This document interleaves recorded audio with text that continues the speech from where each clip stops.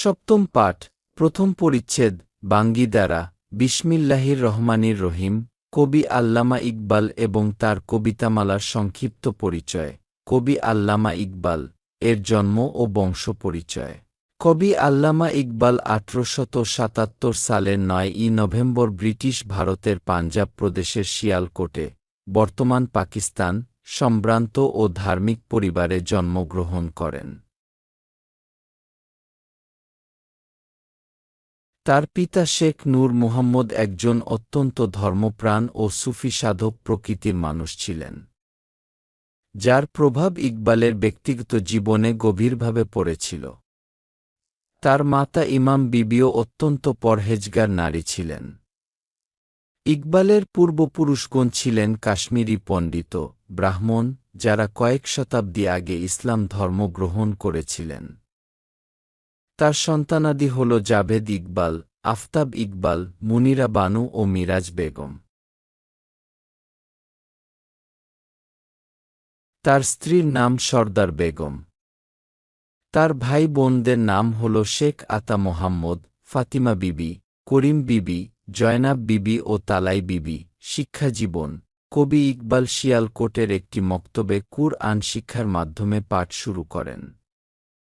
এরপর তিনি শিয়ালকোটের Scottish mission স্কুলে, বর্তমানে মেরি কলেজ, পড়াশোনা করে FA পাস করেন। সেখানে তিনি বিখ্যাত পণ্ডিত সৈয়দ মীর হাসানের কাছে আরবি, ফার্সি ও ইসলামী ধর্মতত্ত্বে শিক্ষা লাভ করেন। মীর হাসানি ইকবালের ভিতরে সাহিত্যের প্রতি গভীর অনুরাগ তৈরি করেন। তিনি উচ্চতর শিক্ষা লাভের জন্য 1895 সালে লাহোরের সরকারি কলেজে ভর্তি হন। সেখানে তিনি বিখ্যাত ইংরেজ দার্শনিক স্যার টমাস আর্নল্ডের সান্নিধ্য লাভ করেন। তিনি 1897 সালে দর্শন ও ইংরেজি সাহিত্যে BA অনার্স এবং 1899 সালে দর্শনে MA ডিগ্রি অর্জন করেন ও স্বর্ণপদক অর্জন করেন। এরপর তিনি স্যার টমাস আর্নল্ডের পরামর্শে উচ্চশিক্ষার জন্য 1905 সালে ইংল্যান্ডে যান। তিনি ক্যামব্রিজ বিশ্ববিদ্যালয়ের ট্রিনিটি কলেজে ভর্তি হন। অতঃপর তিনি 1907 সালে জার্মানির মিউনিক বিশ্ববিদ্যালয় থেকে পারস্য অধিবিদ্যার বিকাশ বিষয়ের উপর গবেষণা করে PhD ডিগ্রি অর্জন করেন। পাশাপাশি তিনি লন্ডনের লিঙ্কনস ইন থেকে ব্যারিস্টারি, আইন পাস করেন। কর্মজীবন। আল্লামা ইকবাল 1899 সালে লাহোরের ওরিয়েন্টাল কলেজে আরবি ভাষার শিক্ষক হিসেবে কর্মজীবন শুরু করেন। পরবর্তীতে লাহোর সরকারি কলেজে ইংরেজি ও দর্শনের সহকারী অধ্যাপক হিসেবে দায়িত্ব পালন করেন। তিনি ইউরোপ থেকে ফিরে 1908 সালে লাহোর হাইকোর্টে একজন আইনজীবী হিসেবে কাজ শুরু করেন। তবে আইন পেশার চেয়ে সাহিত্য ও দর্শনেই তার মনোযোগ বেশি ছিল। তার মূল মনোযোগ ছিল কবিতা, দর্শন এবং মুসলমানদের সামাজিক ও রাজনৈতিক অবস্থার উন্নয়নে কাজ করা। তাই তিনি কিছুদিন পর শিক্ষকতা ছেড়ে দিয়ে পুরোপুরি সাহিত্য সাধনায় মনোনিবেশ করেন। সাহিত্যকর্ম ও দর্শন। ইকবালের সাহিত্যকর্ম মূলত উর্দু ও ফার্সি ভাষা রচিত। তিনি একজন দার্শনিক কবি। তার দর্শনের মূল ভিত্তি হল খুদি, আত্মপরিচয়। তিনি মনে করতেন যে মানুষ যদি নিজের ভিতরের সুপ্ত শক্তি ও আত্মমর্যাদাকে জাগ্রত করতে পারে, তবে সে সৃষ্টিকর্তার নৈকট্য লাভ করতে পারে ও নিজের পথ নিজেই গড়তে পারে।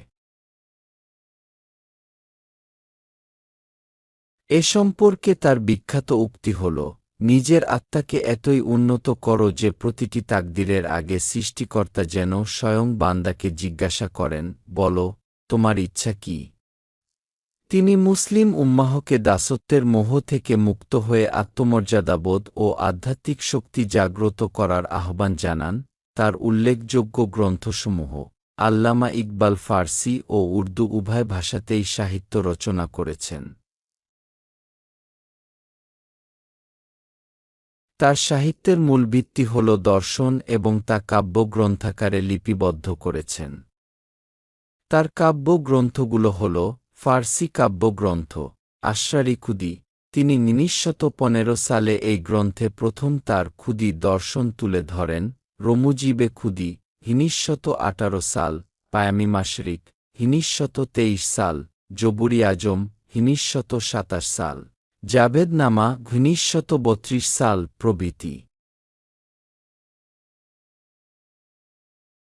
উর্দু কাব্যগ্রন্থ বাঙ্গিদারা। তিনি ১৯২৪ সালে এই গ্রন্থে প্রথম তার বিখ্যাত দেশাত্মবোধক গান সারে জাহা সে আচ্ছা হিন্দুস্তা হামারা তারানাই হিন্দি অন্তর্ভুক্ত রয়েছে। বালি জিব্রিল ১৯৩৫ সাল, জবরি কালিম ১৯৩৬ সাল, শিকওয়া ও জওয়াবি শিকওয়া, যেখানে তিনি মুসলমানদের দুর্দশা নিয়ে সৃষ্টিকর্তার কাছে অভিযোগ শিকওয়া করেছেন এবং পরে সৃষ্টিকর্তার পক্ষ থেকে তার উত্তর জবাব লিখেছেন প্রভৃতি। রাজনৈতিক জীবন ও পাকিস্তানের স্বপ্ন। আল্লামা ইকবাল কেবল একজন কবি বা দার্শনিক ছিলেন না, বরং তিনি একজন দূরদর্শী রাজনীতিবিদ ছিলেন। প্রথম জীবনে তিনি অখণ্ড ভারতের জাতীয়তাবাদী ছিলেন। কিন্তু ইউরোপে পড়াশোনা এবং তৎকালীন ভারতবর্ষের রাজনৈতিক পরিস্থিতি পর্যবেক্ষণের পর তার চিন্তাধারায় পরিবর্তন আসে। তিনি বুঝতে পারেন যে ভারতীয় মুসলমানদের অধিকার রক্ষায় একটি স্বতন্ত্র রাজনৈতিক কাঠামো প্রয়োজন। তিনি ১৯০৬ সালে লন্ডনে অবস্থানকালেই অল ইন্ডিয়া মুসলিম লীগের সাথে যুক্ত হন। তিনি ১৯২৬ সালে পাঞ্জাব প্রদেশে আইনসভার সদস্য নির্বাচিত হন এবং অল ইন্ডিয়া মুসলিম লীগের একজন সক্রিয় নেতায় পরিণত হন। তিনি ১৯৩০ সালে এলাহাবাদে মুসলিম লীগের বার্ষিক সম্মেলনে সভাপতি হিসেবে এক ঐতিহাসিক ভাষণ দেন। এই ভাষণে তিনি সর্বপ্রথম ভারতের উত্তর পশ্চিমাঞ্চলের মুসলিম সংখ্যাগরিষ্ঠ প্রদেশগুলো পাঞ্জাব, উত্তর পশ্চিম সীমান্ত প্রদেশ, সিন্ধু ও বেলুচিস্তান নিয়ে একটি স্বতন্ত্র ও স্বাধীন মুসলিম রাষ্ট্র গঠনের প্রস্তাব দেন। তার এই স্বপ্নই পরবর্তীকালে পাকিস্তান নামক রাষ্ট্রের জন্ম দেয়। এ কারণেই তাঁকে পাকিস্তানের আধ্যাত্মিক জনক ও মুফাক্কিরি পাকিস্তানের রূপকার বলা হয়। তিনি ব্যক্তিগতভাবে চিঠি লিখে মুহাম্মদ আলী জিন্নাহকে ইউরোপ থেকে ফিরে এসে মুসলমানদের নেতৃত্ব দেওয়ার জন্য উদ্বুদ্ধ করেছিলেন। তিনি ১৯৩১ ও ১৯৩২ সালে লন্ডনে অনুষ্ঠিত দ্বিতীয় ও তৃতীয় গোলটেবিল বৈঠকে ভারতীয় মুসলমানদের প্রতিনিধি হিসেবে অংশ নেন। উপাধি ও সম্মান। কবি আল্লামা ইকবাল অবিভক্ত ভারতবর্ষের অন্যতম শ্রেষ্ঠ কবি, সাহিত্যিক, দার্শনিক, পণ্ডিত এবং রাজনীতিবিদ ছিলেন। কবি ইকবালকে ব্রিটিশ সরকার সাহিত্য ও দর্শনে তার অসামান্য অবদানের স্বীকৃতি স্বরূপ ১৯২৩ সালে স্যার উপাধিতে ভূষিত করেন। ফার্সি সাহিত্যে অসামান্য অবদানের জন্যে ইরানে তিনি ইকবালি লাহোরী নামে অত্যন্ত শ্রদ্ধার সাথে সুপরিচিত। তিনি মুসলিম সমাজে আল্লামা নামে পরিচিত। তাকে শায়রি মাশরিক, প্রাচ্যের কবি ও হাকিমুল উম্মত, জাতির প্রজ্ঞাবান ব্যক্তি হিসেবেও অভিহিত করা হয়। ফার্সি ও উর্দু সাহিত্যে তার কালজয়ী অবদান এবং মুসলিম রেনেসার ক্ষেত্রে তার দার্শনিক চিন্তাধারার জন্য তিনি আজও বিশ্ব জুড়ে স্মরণীয়। জীবনাবসান ও সমাধি। কবি আল্লামা ইকবাল জীবনের শেষ দিকে গলার রোগসহ নানা শারীরিক অসুস্থতায় ভুগছিলেন। ১৯৩৮ সালের ২১শে এপ্রিল ৬০ বছর বয়সে লাহোরে এই মহান মনীষী ইন্তেকাল করেন।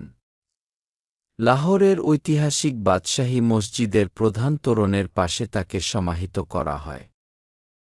যা বর্তমানে মাজার ইকবাল নামে পরিচিত। তার মাজার আজও প্রতিদিন হাজারো অনুরাগী এবং দর্শনার্থীদের দ্বারা পরিদর্শিত হয়। কবি আল্লামা ইকবালের কবিতাগুলোর বৈশিষ্ট্যসমূহ। কবি আল্লামা ইকবালের কবিতার প্রধান বৈশিষ্ট্য হল গভীর দার্শনিকতা, মুসলিম উম্মাহর জাগরণী বাণী এবং আধ্যাত্মিক চেতনার এক অনন্য মেলবন্ধন। তিনি তার ক্ষুরধার লেখনীর মাধ্যমে ঘুমন্ত জাতিকে জাগ্রত করার প্রয়াস পেয়েছেন। তার কবিতাগুলোর মূল বৈশিষ্ট্যসমূহ হল: ১. আল্লামা ইকবাল মানুষকে নিজের ভেতরের সুপ্ত শক্তি ও আত্মমর্যাদাকে চেনার আহ্বান জানিয়েছেন। ২. তার কবিতা ছিল পরাধীন ও শোষিত মুসলিমদের জন্যে এক শক্তিশালী জাগরণী মন্ত্র। ৩. তার কবিতায় নবীপ্রেমের এমন এক মূর্ত প্রতীক ফুটে উঠেছে যা মুসলিমদের মুক্তির একমাত্র পথ হিসেবে প্রদর্শিত হয়েছে। ৪. তার কবিতায় আধ্যাত্মিক প্রেম, ভক্তি ও রহস্যবাদের সংমিশ্রণ দেখা যায়। ৫. তিনি তার কবিতায় পাশ্চাত্যের বস্তুবাদী দর্শনের সমালোচনা করেছেন এবং প্রাচ্যের আধ্যাত্মিক মূল্যবোধের শ্রেষ্ঠত্ব তুলে ধরেছেন। ৬. তিনি তার কবিতায় জটিল ও গভীর দার্শনিক তত্ত্বগুলোকে সহজ করার জন্য তিনি অসাধারণ সব প্রতীক ব্যবহার করেছেন। ৭. কবি জীবনের প্রথম ভাগে তার উর্দু কবিতাগুলোতে গভীর দেশাত্মবোধ এবং প্রকৃতির অপরূপ বর্ণনা ফুটে উঠেছে। আল্লামা ইকবালের ফার্সি ও উর্দু কবিতাগুলো যুগ যুগ ধরে মানুষকে অন্যায় ও শোষণের বিরুদ্ধে রুখে দাঁড়ানোর এবং নিজের আত্মিক বিকাশ ঘটানোর প্রেরণা জুগিয়ে আসছে। আলহামদুলিল্লাহ।